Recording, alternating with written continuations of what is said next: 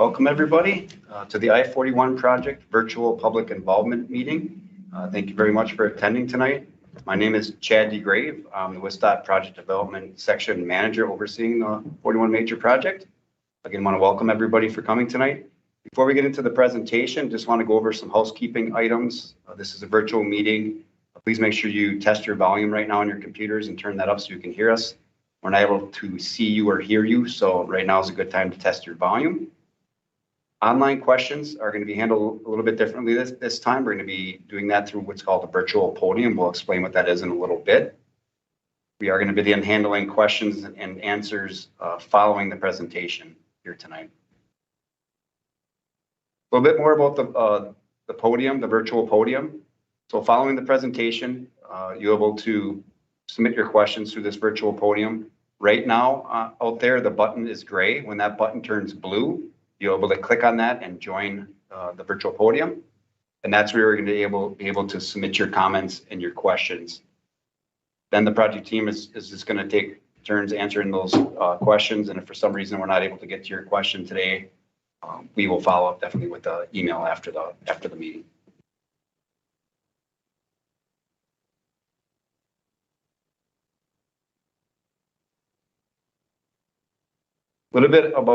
A little overview of what we're going to touch on tonight.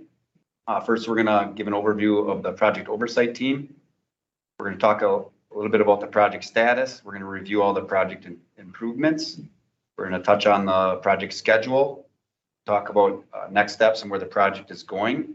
And then to wrap it up, we're going to talk about the project website and other tools that we have in place to help keep everybody informed throughout the life of the project. So a little bit of an introduction here to our project oversight team. Tom Buchholz, he's the region director. Myself, Chad DeGrave, the project development manager. Kurt Peters is the corridor project supervisor. Scott Ebel, corridor project manager. Kyle Tremmel, he's a segment project manager. Brian Lurst, as well as a segment project manager. And Tim Verhagen, also a segment project manager. And then we have Missy Cook, who is the project communications manager. So with that, I'll pass it off to Scott Ebel to go through the rest of the presentation. All right, thank you, Chad. I'll talk through briefly the status of the project, where we are in the big picture of the entire project. We recently completed a major milestone last fall. We got our finding of no significant impact for our environmental document for the project that was completed and signed in November of 2008 or 2021. From there, we've been kind of full speed ahead on the next phase of design for the project. Right now, we're working towards 60% design milestone. We expect to be complete to 60% design for the entire corridor by February of 2023. Typically, that then will move into preparing our right-of-way plat, defining the areas that we would be needing to make acquisitions as part of the project. We expect that right-of-way plat to be completed in the spring of 2023. That will then kick off, a lot of real estate acquisitions, utility coordination, things like that. And then we anticipate construction to start as soon as 2024. So I'm going to briefly run through the major improvements that are part of this project. This project is expanding 23 miles of I-41 from 4 lanes to 6 lanes between Highway 96 or Wisconsin Avenue in the Appleton Grand Chute area up to County Highway F for Shering Road and the Lawrence De Pere area. We'll also be constructing auxiliary lanes along I-41 between many of the closely spaced interchanges along the corridor. We'll also be constructing a collector distributor roadway between the County Highway E or Ballard Road interchange and the WIS 441 system interchange.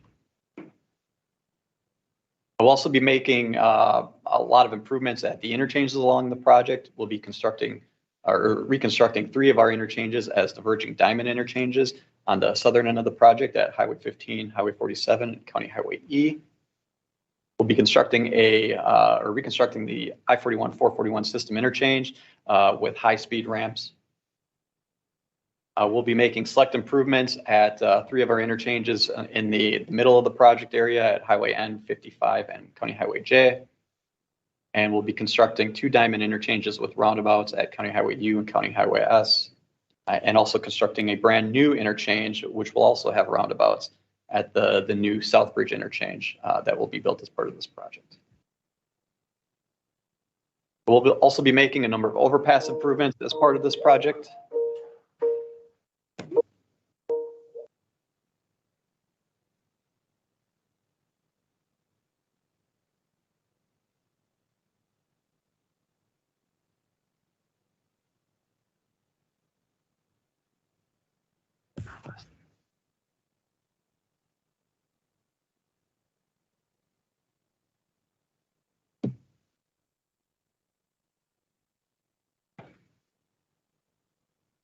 Sorry.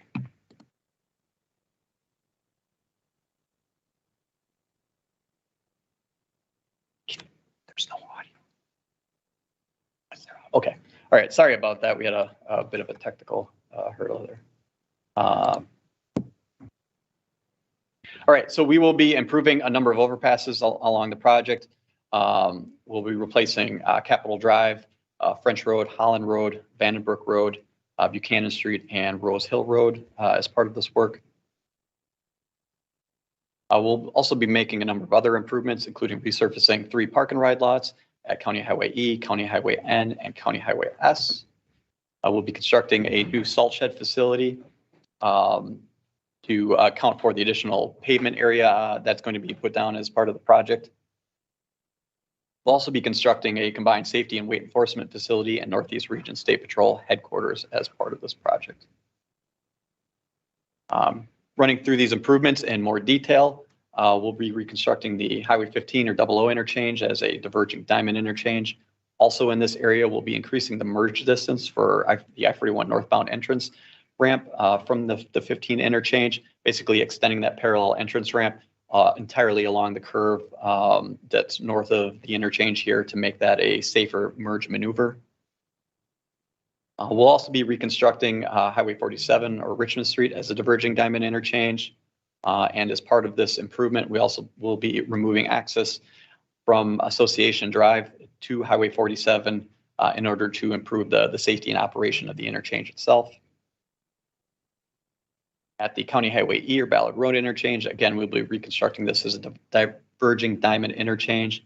We'll also be adding a collector distributor roadway between the County E interchange and the 441 interchange.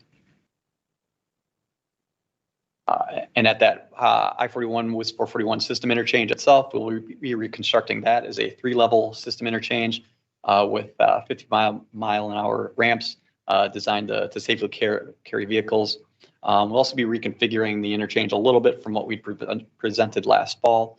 And that French Road will be I'll say a lower level compared to the southbound to southbound system ramp from what we'd previously shown. Will reduce some of the impacts associated with reconstructing French Road compared to what we had showed earlier. At the County Highway N interchange, Freedom Road, this is a diamond interchange with traffic signals. That said, we are going to still be making some improvements. We'll be adding additional turning capacity on the exit ramps up to County Highway N, and also adding some look-ahead left turn lanes along Freedom Road in order to address the ability to handle traffic in the future. At the Highway 55 interchange, this will again remain a roundabout interchange similar to what's there today, but we will also be expanding the number of lanes along Highway 55, adding an additional southbound lane to again provide that extra capacity for future traffic needs. We'll also be reconstructing the bridges along I-41 over both 55 and Maloney Road. So with that, there'll be some associated work on Maloney Road itself. At County Highway J, again, this will remain a diamond interchange with roundabouts, but we will be replacing the bridge that is over or at this interchange. And we'll also be making some spot improvements to the roundabouts themselves in order to provide a little bit of additional oversized, overweight, large freight type truck capacity. Our safety and weight enforcement facility and State Patrol headquarters. Again, we'll be reconstructing the existing safety and weight enforcement facility along I-41 that's just south of the County U interchange. We'll also be combining the County U exit and the weight enforcement facility entrance and having that, I'll say that interaction of traffic between those two operations occurring off of mainline to improve the safety and flow of mainline traffic. A little bit more details on the safety and weight enforcement facility and the new State Patrol headquarters. This will be a 2-story facility. Along with the facility itself, we'll also be constructing a 300 to 400 foot tall communications tower and a 60 to 80 foot tall auxiliary tower for the use of State Patrol. Construction at this facility is expected to begin in 2024. County Highway U, or County Line Road, will be reconstructed as a diamond interchange with roundabouts. We will also be making, reconfiguring or realigning the frontage roads in order to tie into the new configuration with the roundabouts and also line up with development needs in the area.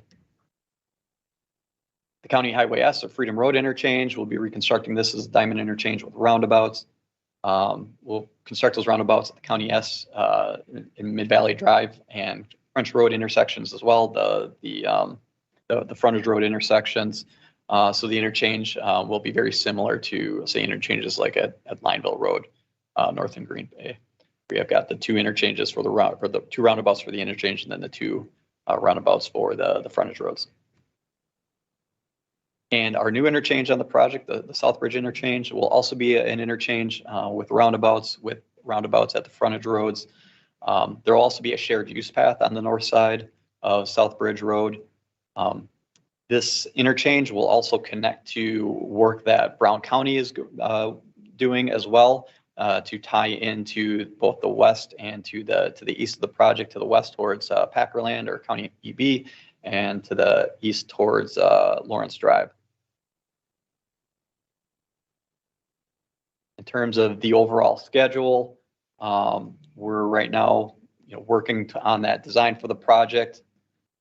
We will also have some real estate activities that, there has been a little bit of real estate that's already occurred. I'll go into that in a little bit more detail. But the bulk of the real estate for the project will begin in 2023. We expect those activities to, continue for a few years here. And then also utility relocation and coordination will be picking up next year. And then construction is expected to start in 2024. Should be a roughly 6-year window about running into 2029, 2030. Some next steps on the project and some things that traveling through the corridor people may see. We do have a lot of survey work that's going on the project. So you may see survey crews either along I-41 or along some of the side roads, just picking up shots on the ground that we need for the design of the project. We also have a lot of geotechnical investigations going on with the large number of bridges and retaining walls and noise walls that we'll be building as part of this project. There's a lot of geotechnical investigation that has to be done. So you'll see crews out there with drill rigs. Some of this work is being done at night under lane closures as well. So you may see some of that as you're driving through the project at night.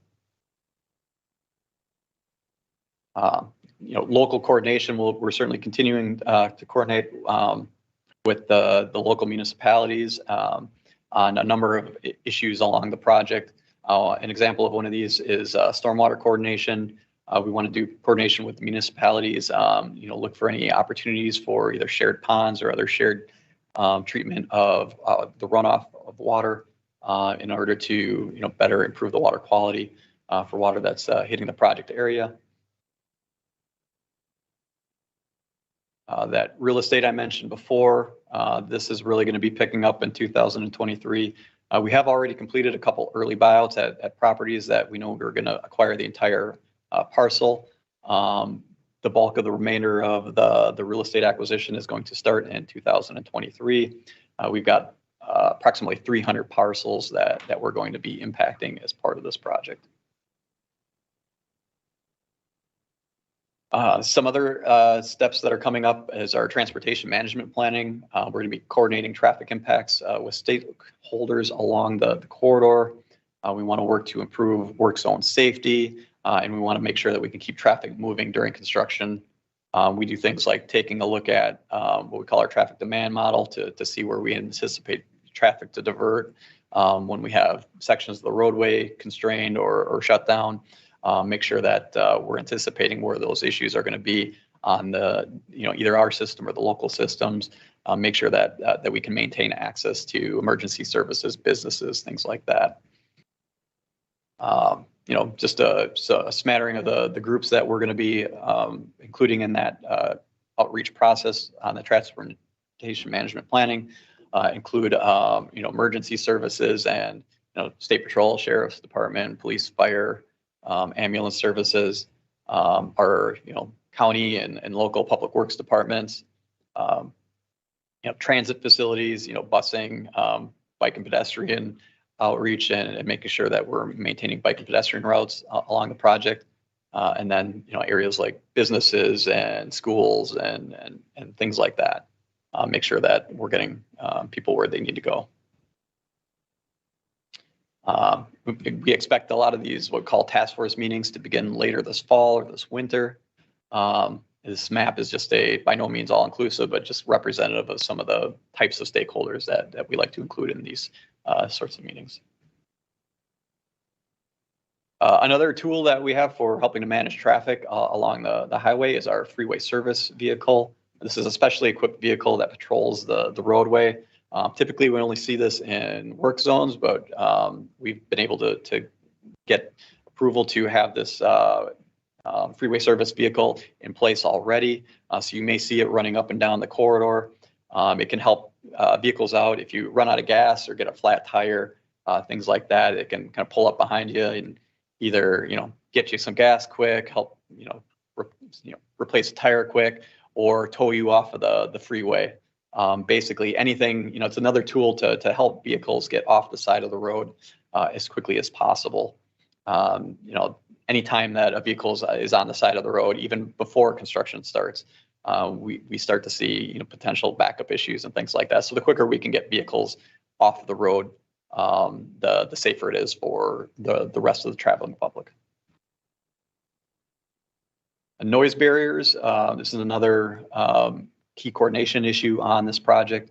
The environmental phase of the project identified the locations where barrier was reasonable or met our threshold to be reasonable and feasible and constructed as part of this project.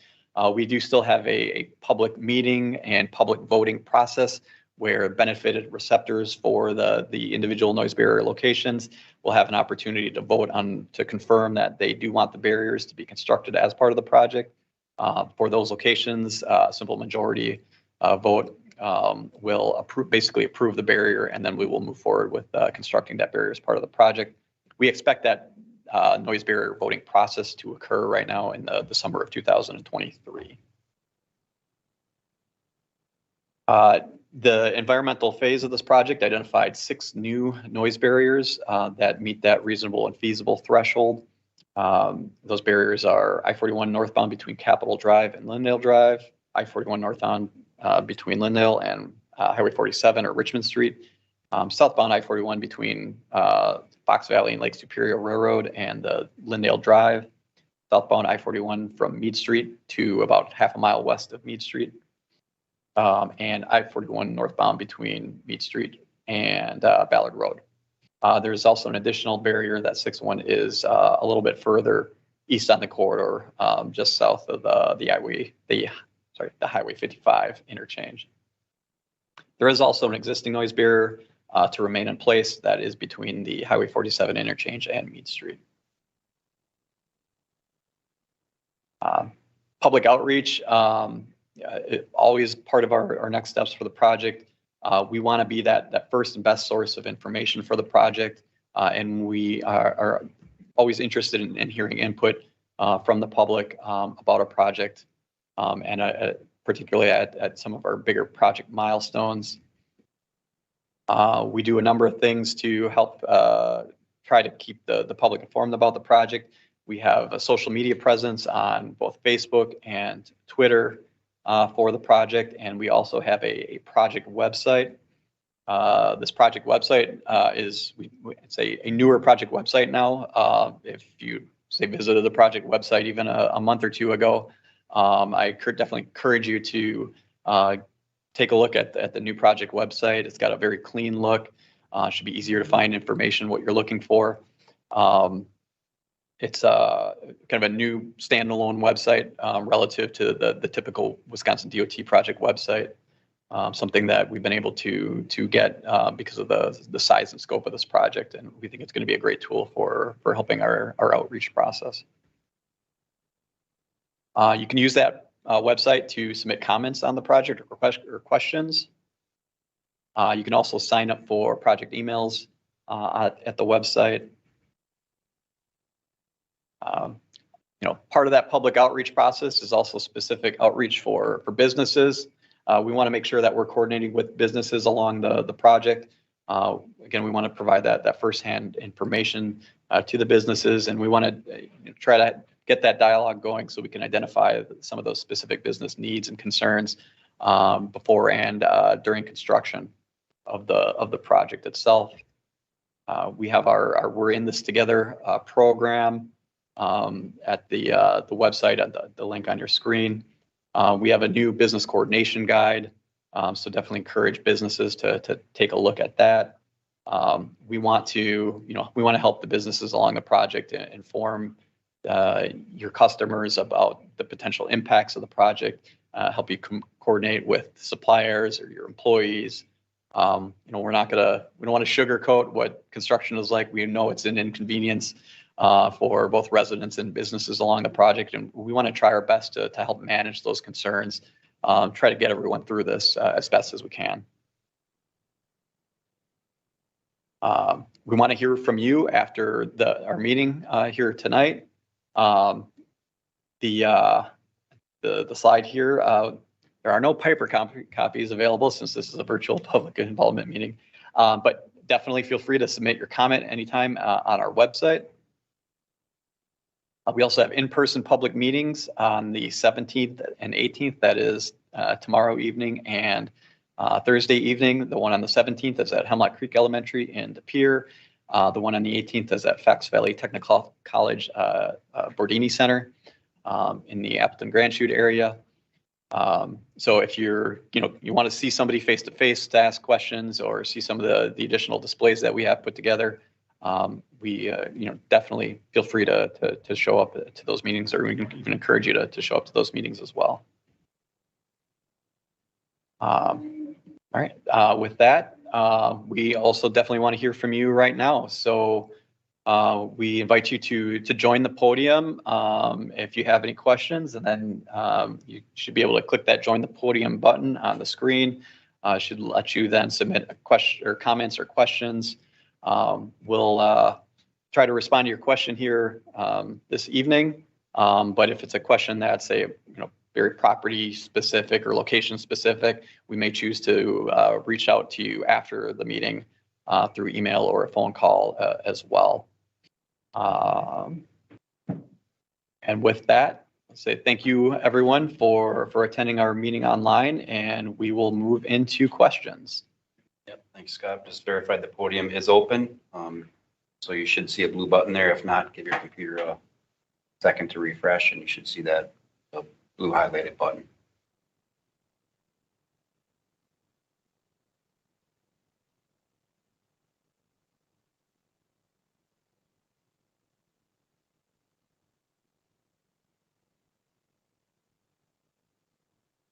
Might be a little bit of delay between when you submit and when we get the questions. So as soon as we get them, we will start reading them.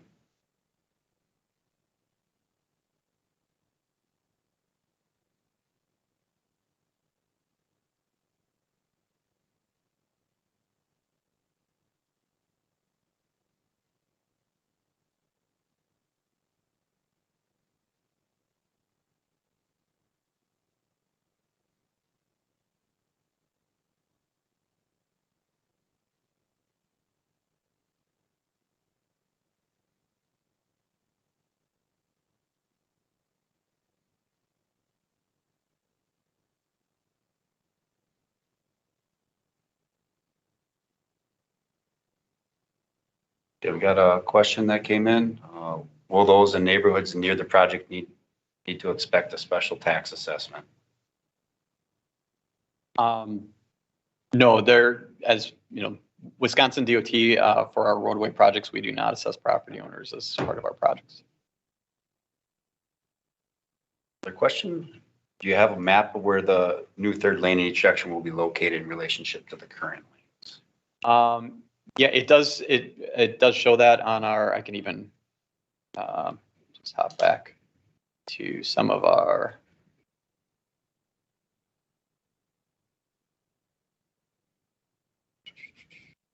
An example here.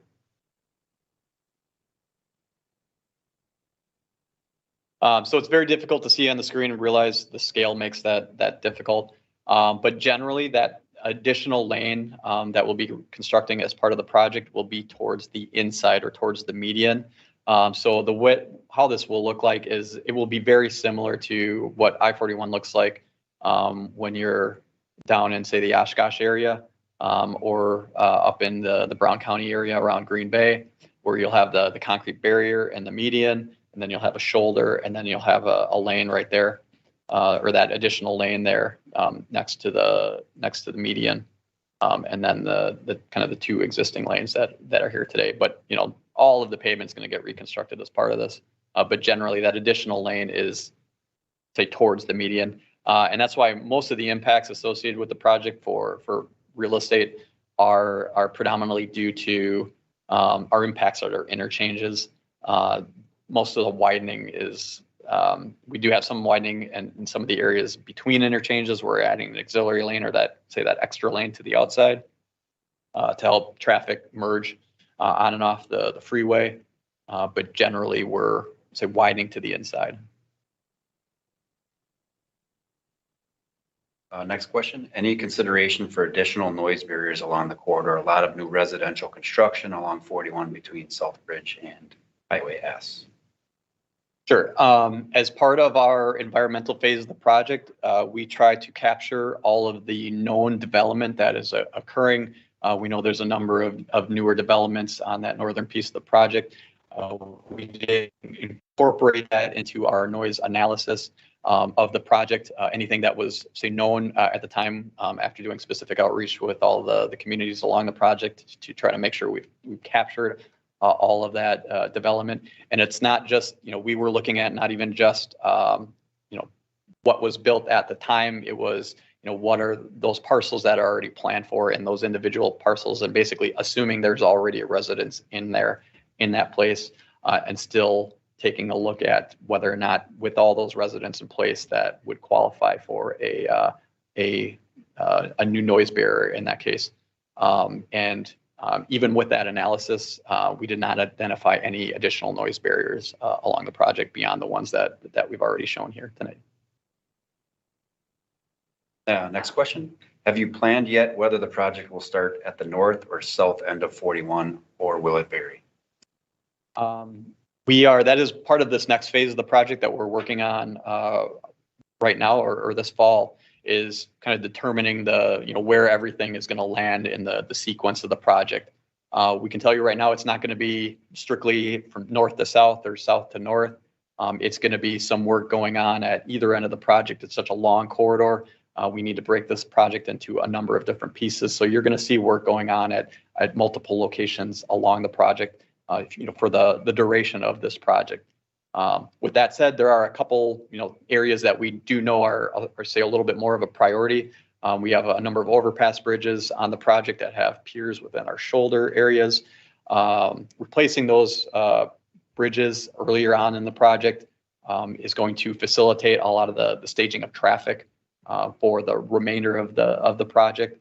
So we're going to see a lot of that overpass bridge work being done up front. There are also some areas that, based on coordination with Brown County, for instance, at the Southbridge interchange, which is up on the screen right now, we're working with Brown County and coordinating with them on our work and timing that with their work, so that essentially we don't want to build an interchange that doesn't lead anywhere, and they don't want to build a connection to an interchange that isn't there yet. So we're kind of trying to identify these known pieces that we know need to be going in at a certain time frame, and then from there working to define how the rest of those pieces are going to line up into place. Is there going to be a ramp change to the Wisconsin Avenue or 96 interchange ramps? There will be some minor changes at the 96 ramps. Basically, we'll be for the entrance and exit ramps. We'll be modifying those to provide additional lanes on the northern ramps. But so it would be the southbound exit ramp and then the northbound entrance ramp. So we've been making those improvements as part of this project. We're not planning as part of this project to do significant improvements along Highway 96 itself. But there is another region project, Northeast Region project, that is making some pavement improvements along Highway 96. That is scheduled for, I believe, 2024, 25.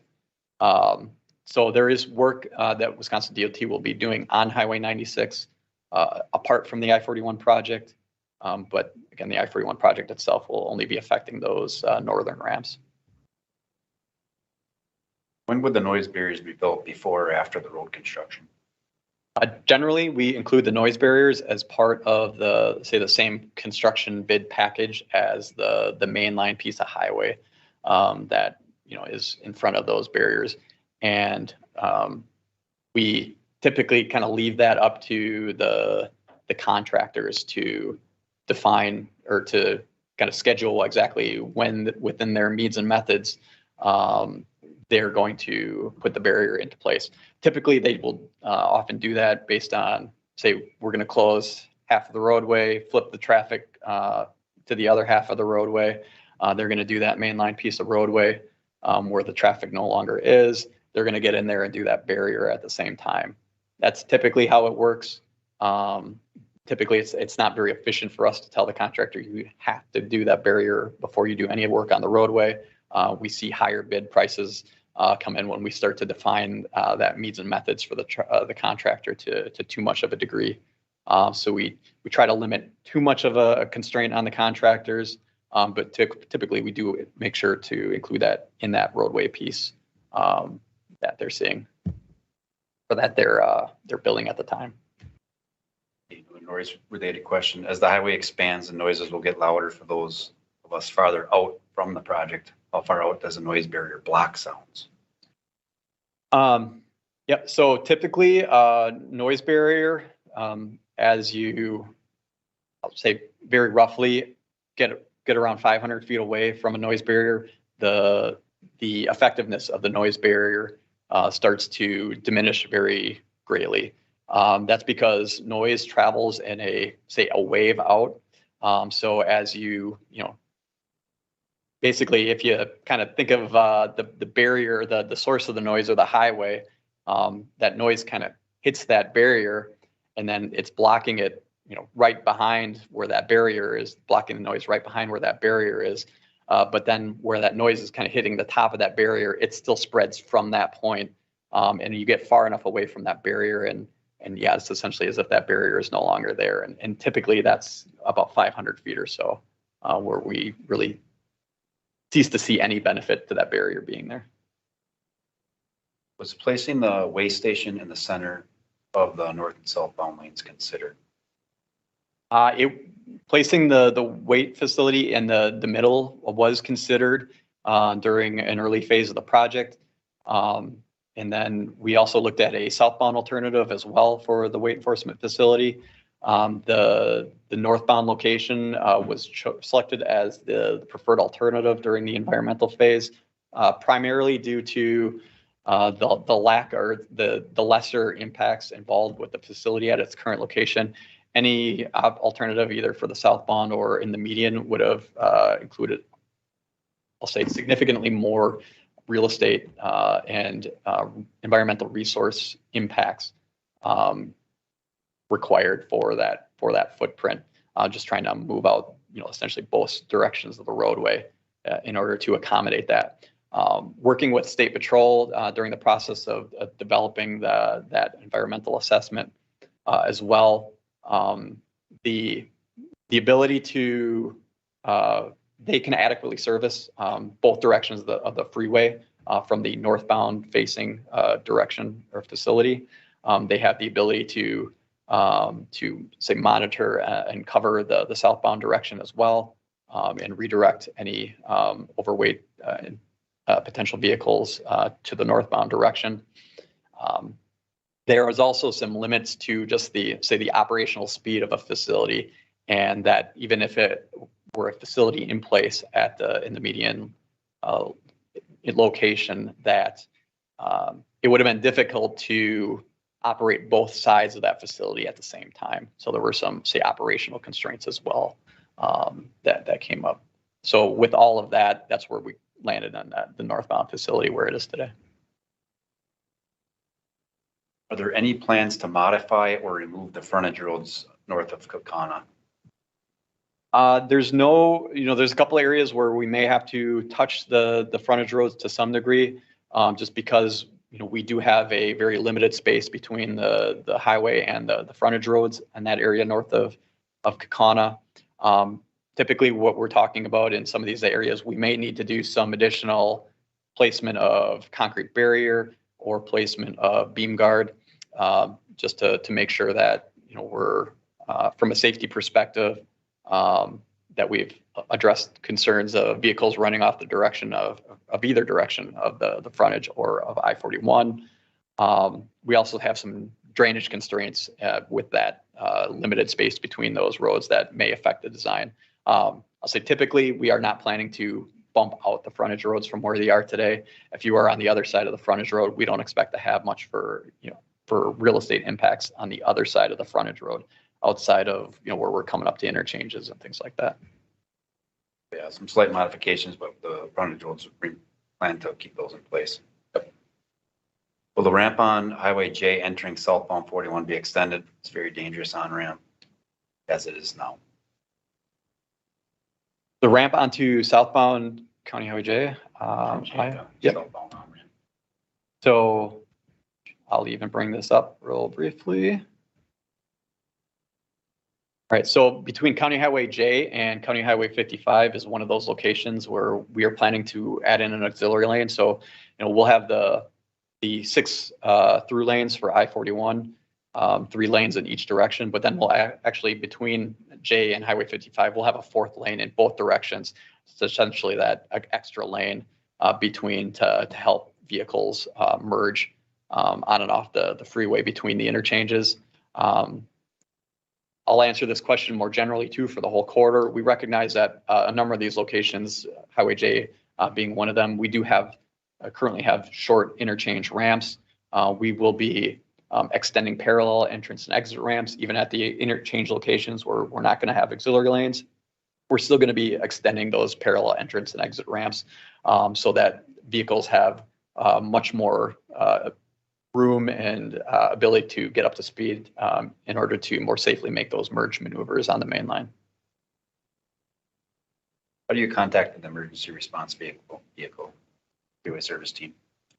Typically, it's not a vehicle that the public would have a direct ability to contact. It's patrolling up and down the corridor. It's kind of a, if it sees that need there, in contact also with the Sheriff's Department and emergency services. So they may be the quickest vehicle and can get to a vehicle as sooner than say a state patrol or Sheriff's Department vehicle can get there. That's typically where you're going to see that service vehicle come into play. Yeah, they're constantly patrolling up and down the corridor at peak hours to watch for stranded vehicles. Yep, and I believe right now it's a single vehicle. As we ramp up into construction, you're probably going to see that presence expand. Any work being done on the Wrightstown Road overpass?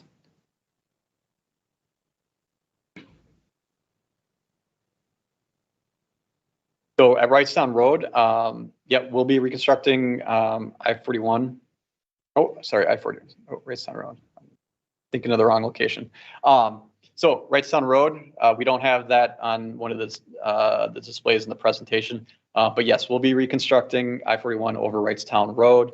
As part of that, we've also identified we want to make sure that with all of our projects, whether the overpass structures or the areas where I-41 is going over the top of a local road, that the local communities have the ability to provide what they need to for in terms of bike or pet accommodations, or I think at Wrightstown Road and one of the other locations, potentially snowmobile trail accommodations. So we're working to include all of those accommodations as part of the design. We don't want our project to be that bottleneck for future community growth in the area. We want to make sure that we're accounting for that potential future use of those corridors with our project now. Is there a proposed barrier from Richmond Street to Meade Street on the north side? Yes, there is from Richmond to Meade Street. Oh, sorry, from Richmond to Meade Street. Yes, there is a barrier that meets that reasonable, feasible criteria between Highway 47 and Meade Street on the north side of I-41, across from the existing barrier that's there today. When will the proposed final design be made to the public? So we are sharing basically, this is a snapshot, what's on the screen right now and what's at our displays. And even for those who aren't planning to attend the meeting in person, our displays that we will have in that meeting, they will be available on the project website after Thursday evening for anyone to go on and look. But basically, this is a snapshot of where we are today. With we're calling roughly our 45% design. We're about halfway between 30% and 60%. So that, the status of the design is what you're seeing today. We plan to share the design with the public at all of our public involvement meetings. This is going to be a regular annual occurrence to have this meeting. Typically, this is a little bit later in the summer. As we get closer to construction, we're probably going to space this meeting so it's a little bit earlier in the year, in the spring, try to get out ahead of what's coming up that year in construction. But yeah, so say next spring, we'll have gotten to that 60% design. We'll have gotten to the point where we're working on our right-of-way plat, if not completed that right-of-way plat. We'll have our latest greatest slope intercepts at the time, and even from what we have today, it'll be that much more refined. And we'll continue to share what the latest and greatest is on our design as we move through this design process. General question, when did the planning first begin for this project? So the project was enumerated as part of the 2019 to 2021 biennium budget. That was basically that bill essentially told Wisconsin DOT reconstruct I-41 between Highway 96 and County Highway F. So that was really the start. Prior to that, there were some operational studies to study traffic on the project, but that was really what got this project going, was that 2019-2021 budget bill. That started our process. From there, we moved into the environmental phase. That's that phase that we completed last fall with getting our environmental assessment, finding no significant impact document completed. So really, it's as far as the inception of the project was 2019, and from there we're working as fast as we can to get through our environmental process and now get through the design so we can move into construction. Got a couple related questions just about bike and pedestrian accommodations at the overpasses, that was going to be included as part of the project. Yep. We've been working with the Outagamie County and Brown County and the public works staff at the municipalities to make sure that our overpasses and underpasses on the project are going to accommodate the potential for future bike and pedestrian accommodations. I want to say generally, that's going to be a sidewalk on one side, a wider potential shared use path with on the other side of the roadway for the structures, making sure that we're not going to be the bottleneck for future bike and pedestrian use along the project.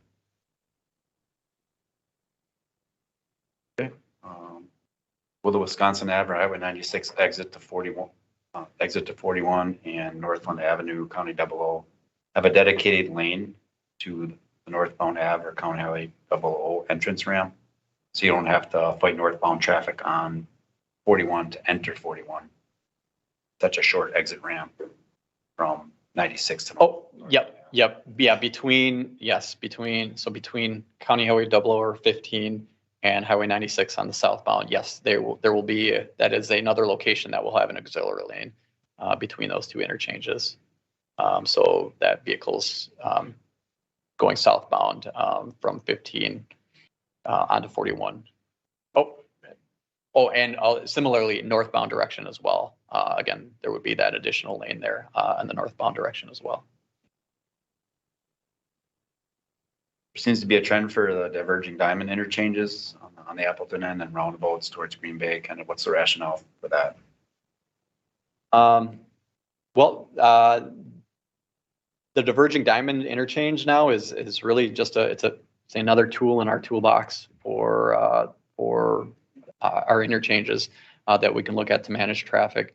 The strength in the diverging diamond interchange and what led it to being the selected alternative for those three interchanges is each of those three interchanges have very heavy movements of traffic onto the freeway, specifically that left turn movement onto the freeway. And the diverging diamond interchange is very good at moving that traffic efficiently with that, with where you have that kind of that heavy left onto the freeway movement.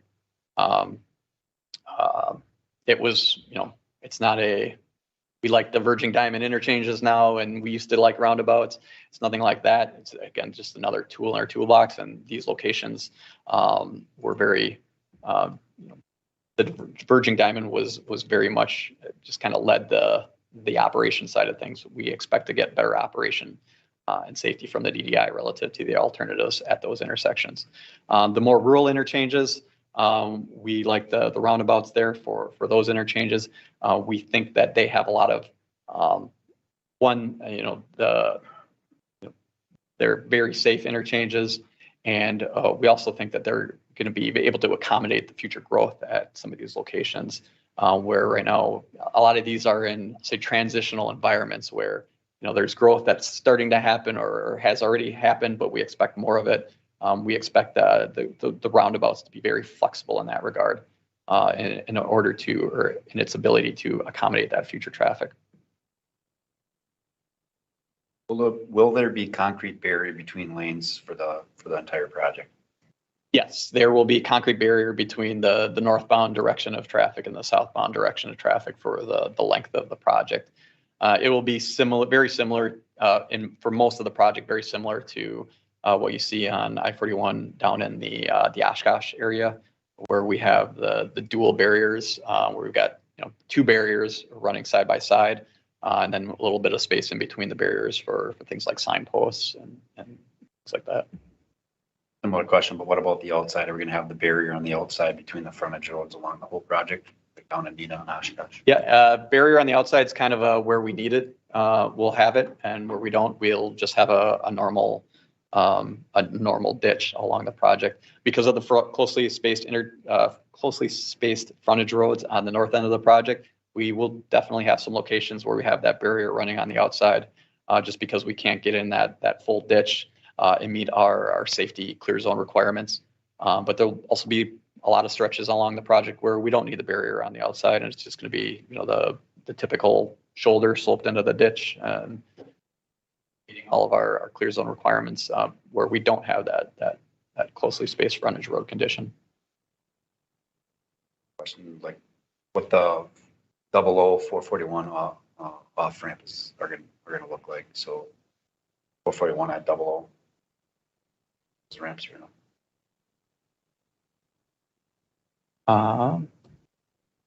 If it's on that display or not. All right, so it's a little bit off the screen here. I apologize.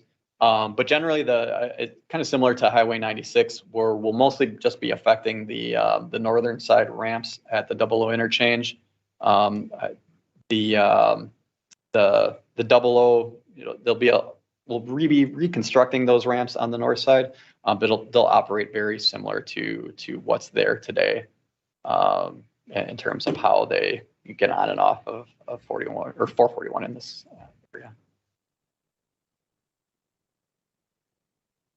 Do you have any maps or more information on the current and potential noise levels for the properties along I-41?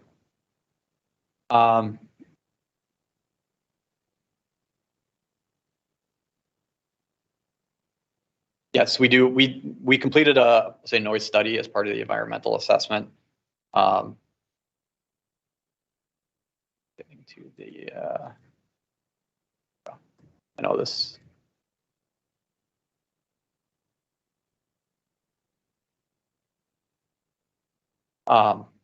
So we completed a noise study as part of that assessment, and that's we have the we modeled the anticipated noise due to the highway expansion along the entire corridor.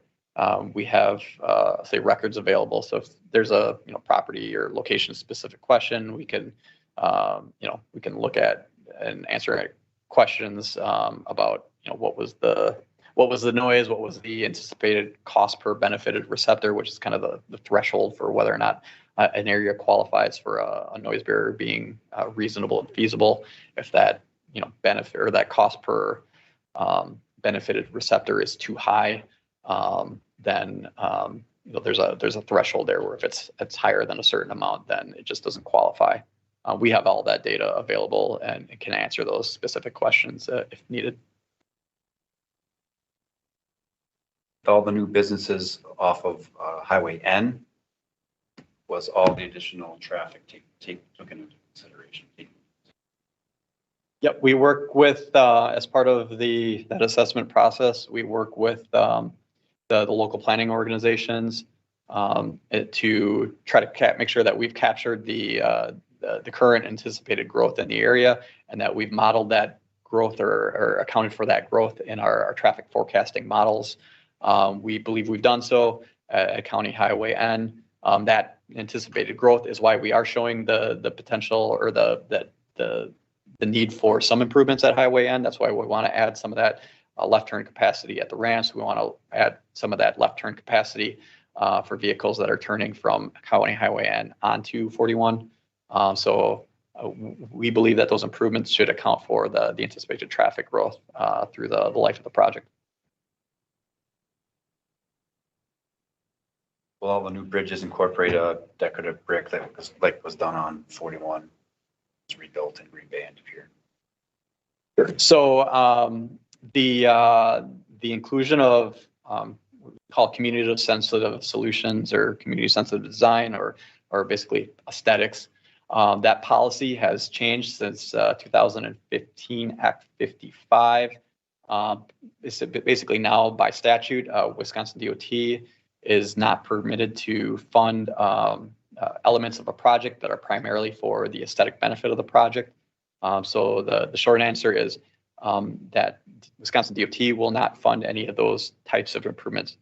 With that said, we have been working with representatives from Allegheny County and the municipalities along in the Fox Cities areas about whether or not there should be some kind of, I'll say, representative design for the structures on the project.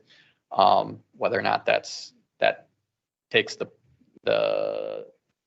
looks like whether or not that looks like form line or decorative, some kind of decorative pattern or staining, or there are some things that are, say, no cost options that we can do to try to individualize the projects, doing that in a consistent way across the corridor. So we're having some of those conversations. But yeah, the difference between this project and, say, what was done on I-40 or US 41 up in Brown County or down in Oshkosh or the WIS 441 project is that change in the state statute that limits what the DOT can participate in the cost for. So a lot of that will be locally funded if it is included in the project. Do you have an estimate of the total project cost? Sure. The Transportation Project Commission estimate for the project in current year dollars is $1,099,000,000, give or take.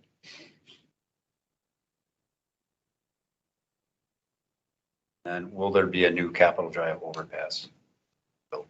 Yes, Capitol Drive is one of the overpass locations that will be reconstructed as part of the project. It's one of those overpasses that's got the shoulder piers that we want to get rid of as part of this project. And it's also to maybe answer another question that may stem from this. we definitely anticipate definitely plan to include bike and pedestrian facilities on that Capitol Drive structure as well. Planning for the 41 to be using concrete or asphalt. If it's going to be concrete, are we going to have those noise reduction, rain traction proving that we did up in 41 in Green Bay? Yes, the project is planned to be concrete. This will be a concrete reconstruction of the project, and yes, we would be including the tining of the roadway as part of that. That's, for any new highway or freeway project that's being completed in concrete. That's part of our standard process now to include that. But I guess, that should account for any area where speed is higher than 45 miles an hour.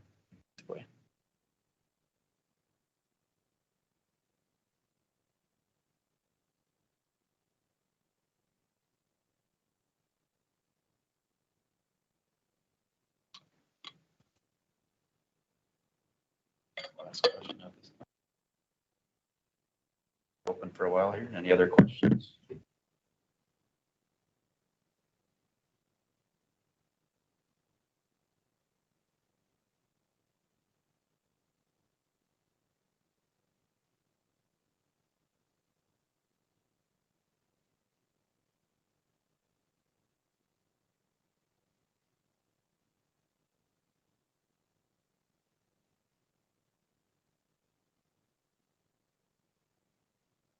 The Southbridge interchange. I know some of the constructions, that general area will be the responsibility of WSDOT. Part of it will be part of the local government's responsibility. Where is that line? Who's responsible for what for the Southbridge interchange? Sure.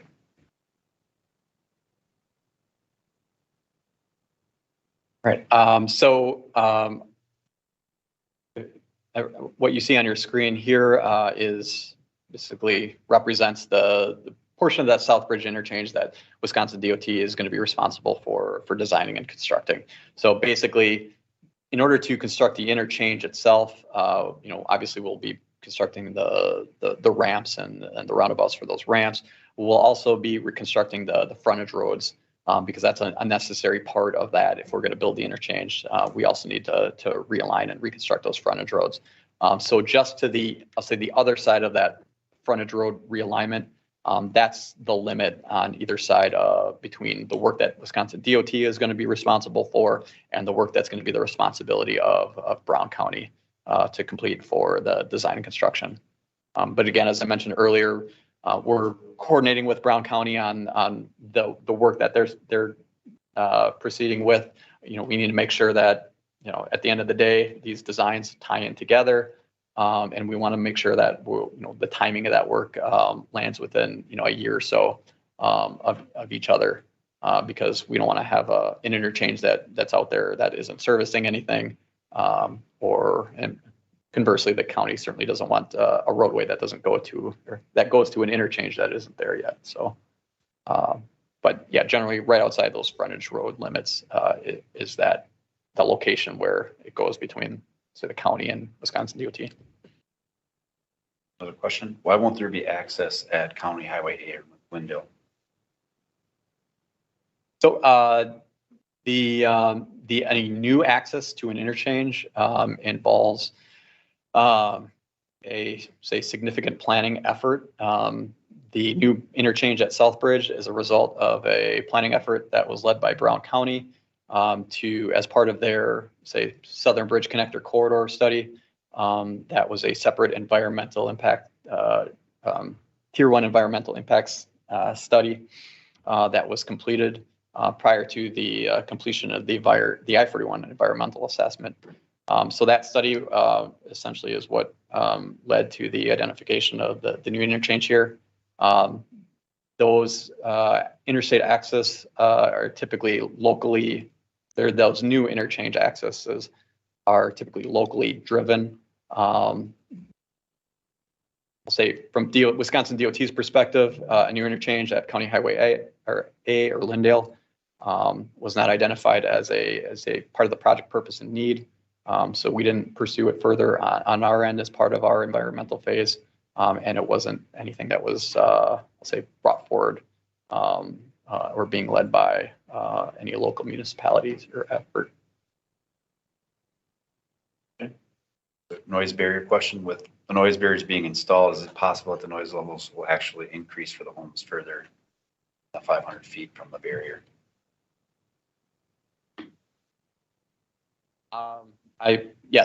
There's additional traffic that's going on the freeway, and certainly as you get outside of that barrier effectiveness, the area where that barrier is effective, it's more traffic on the highway. It may lead to higher levels of noise from what's out there today.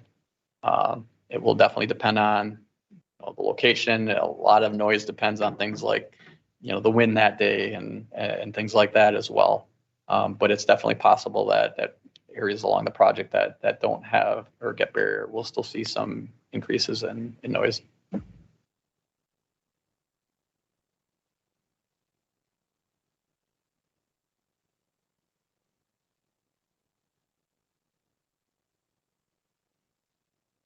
Great questions. Other questions?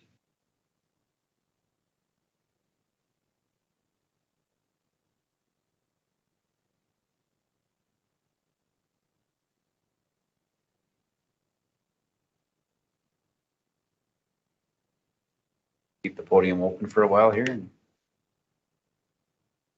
there's nothing new in there.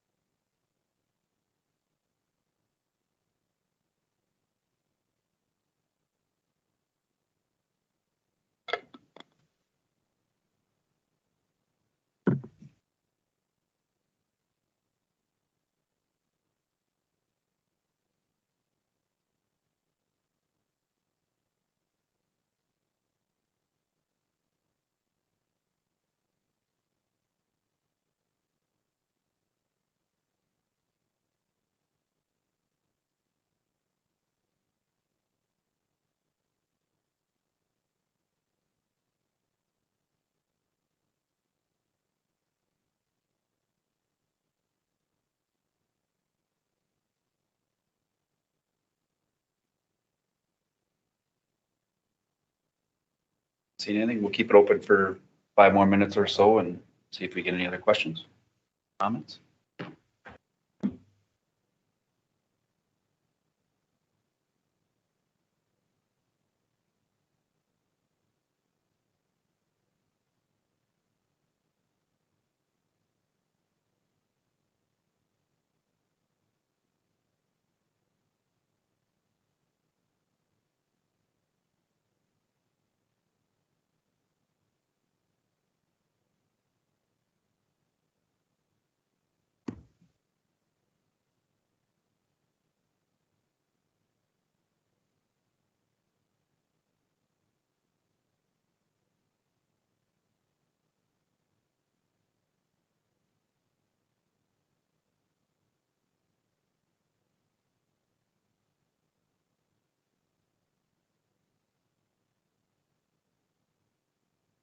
Waiting here, just a reminder, by the end of the week, presentations and all the material displays and everything will be on the project website. So. Question: is it possible to add additional noise barriers? In order to construct a noise barrier on a project, it must meet that reasonable and feasible criteria. Was basically the very short version of this is it needs to meet a threshold for a cost per benefited receptor. A benefited receptor gets a certain decibel benefit from a barrier. So there must be a certain number of the number of people that meet that decibel reduction from the barrier is that number of people into the the overall cost of the wall. It has to be, I believe it's now 50,000 per benefited receptor. It has to be less than that threshold, or less than, I want to say it's around $100,000 per benefited receptor if you account for that wall being a part of a corridor that also has other walls on it. If it does not meet that threshold, then a barrier per our policy is not constructed as part of the project. We had somebody that missed the answer about which end of the project are we gonna start on and kind of when we're gonna get started. Just want to recap that quick. Sure. Yep. Just very briefly to recap that, generally won't be starting on one end of the project or another end. We'll have work going on along the entire corridor for most of the construction. We're still working to identify exactly the sequence of the work that's going to take place, but we do have some locations that we know are going to go earlier. For instance, the overpass bridges that have that shoulder pier condition. We want to get a lot of that work done up front because that's going to affect our ability to stage the main line of traffic. Similarly, work with that has specific tie-ins or for instance the South Bridge interchange.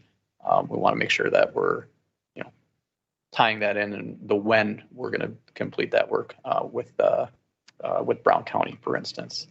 So we know a few of those things, and then part of this next phase of the design is kind of figuring out the rest and figuring out exactly where all this is going to land.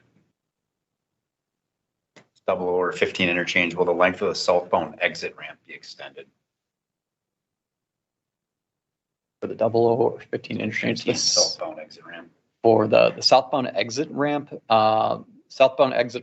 from 0015 will be an auxiliary lane between Highway 15 or 00 and the 96 interchange.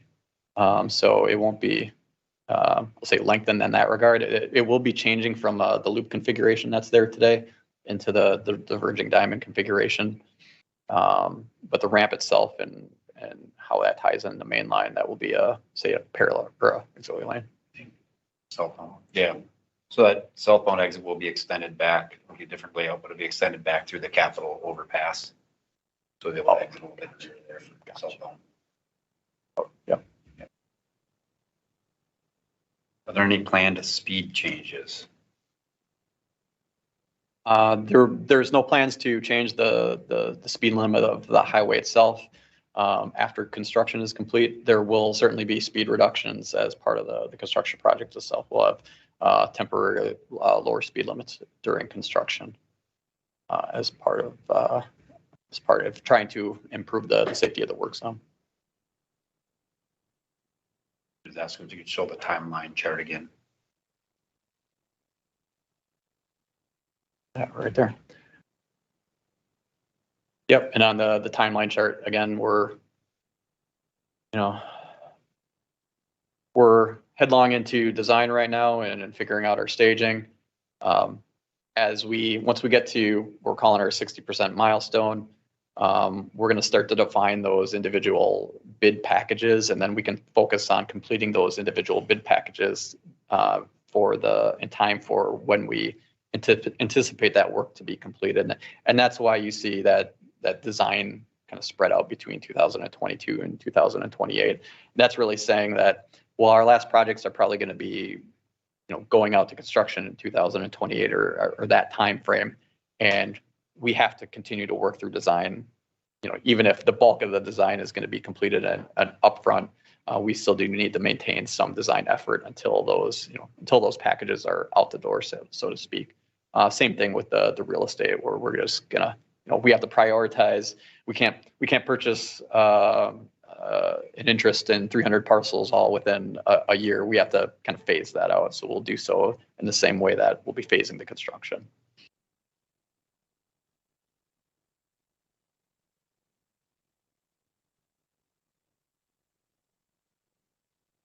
Nothing new right now, but just a reminder, if for some reason didn't get to your questions tonight, you can always send them in via email, or if we didn't answer your question tonight, we'll be following up with the email as well to respond to those questions.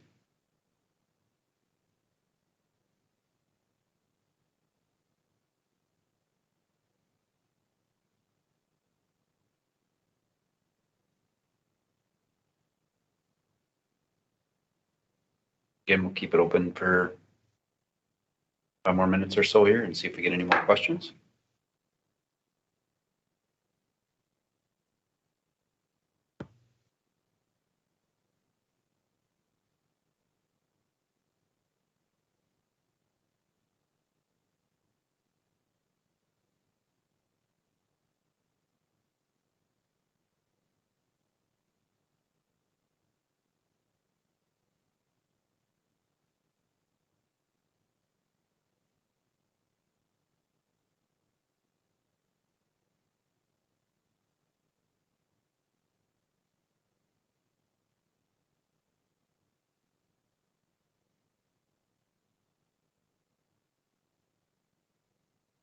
participating here. Again, just a reminder, Brown County in-person meeting is tomorrow night, 5 to 7, Block Elementary.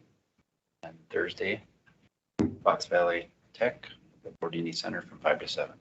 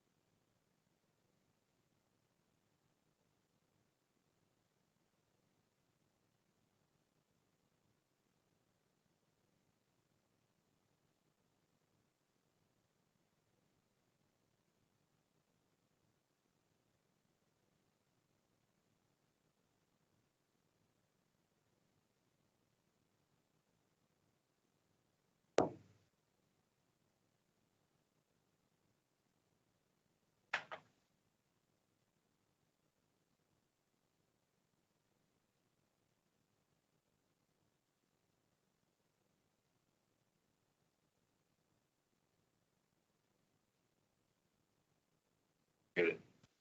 3 more minutes till 6:15.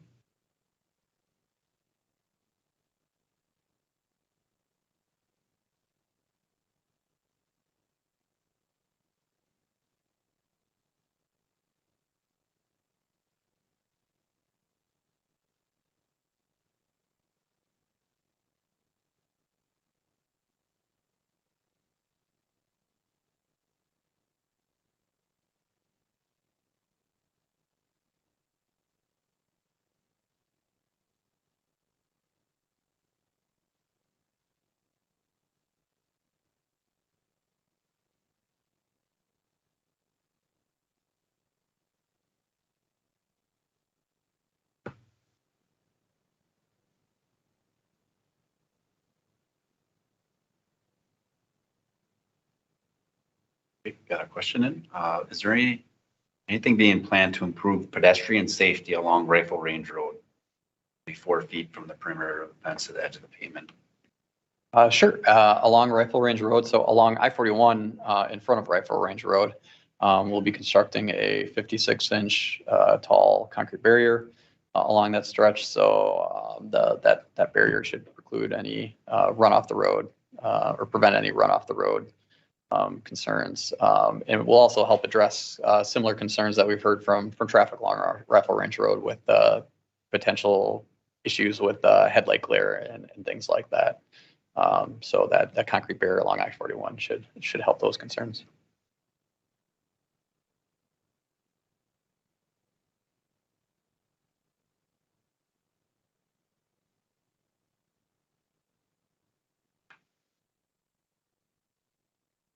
Getting a lot of thank yous, not really questions in there. We thank you for those comments and thank you everybody for your questions so far.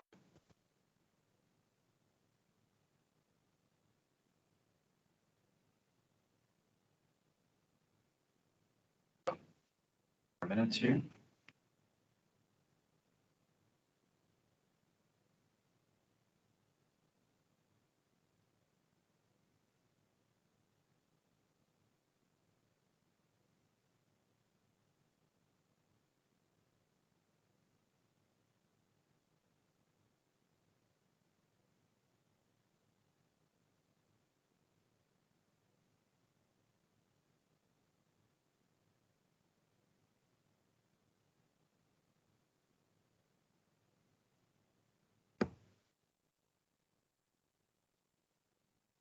Again, if we didn't get to your question, we will definitely follow up with an email. Not seeing anything in there so far. We'll give it a couple more minutes.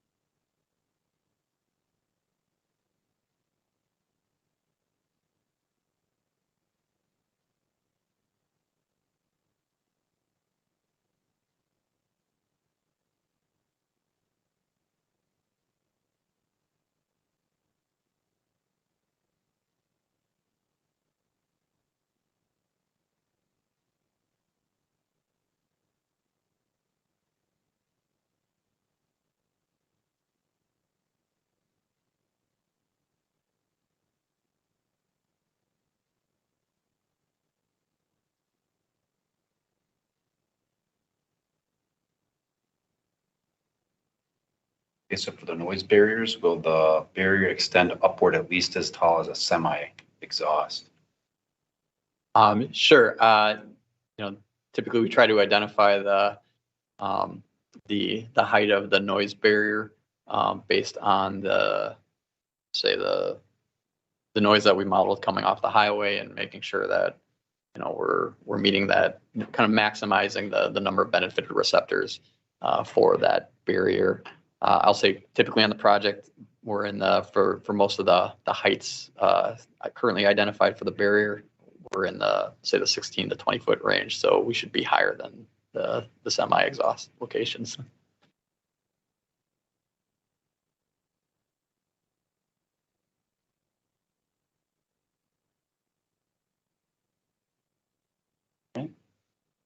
So any other questions in there? So I guess with that, again, Scott and I want to, and the entire team, the department wants to thank everybody for attending tonight. And Scott said this is not going to be our last public meeting. We intend to have at least one a year throughout the duration of the project here to keep people informed. So if you have additional questions you think of, please feel free to submit them via email.